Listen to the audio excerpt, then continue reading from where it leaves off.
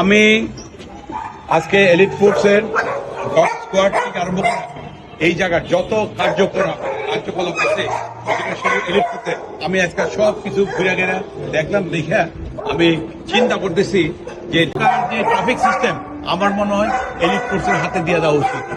4-5টা point দিয়ে আমরা কিন্তু ট্রাই করতে পারি এলিট ফোর্সকে কিভাবে কাজে লাগানো যায়। ব্রিগেডিয়ার শরীফ সাহেবের লোকবল কিন্তু 23,000 সিকিউরিটি।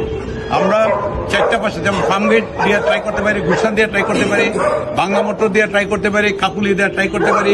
আমরা এয়ারপোর্টের এদিকে বিশাল জাম হয়, ওই জায়গায় কয়েকটা পয়েন্টে 8-10টা পয়েন্টে আমরা এলিট ফোর্স দিয়ে কিন্তু আমরা ট্রাই করতে পারি, কিন্তু দেখা যাক কি হয়। এবং পুলিশকে আমি পুলিশের আইজিপিকেও অনুরোধ করবো, হোম মিনিস্টারকেও অনুরোধ করবো, আপনারা আসেন, দেখেন ওনার কাজ কারবারগুলো দেখেন, প্র্যাকটিক্যালি আপনাদেরকে আসতে হবে। নিজস্ব ডগ স্কোয়াড, নিজস্ব সবকিছু, ওনার সবকিছু আছে। ট্রাফিকের যে অবস্থা, মেসাকার হয়ে গেছে পুরা বাংলাদেশে, এবং ঢাকার মেসাকার ট্রাফিক সিস্টেম। তো আমি অনেক কথা বলি দেশের জন্য, মানুষের জন্য, জনগণের জন্য। আমি এগুলো দেখে আমি আজকে আসি ভিজিট করতে শরীফ সাহেবের জায়গায়।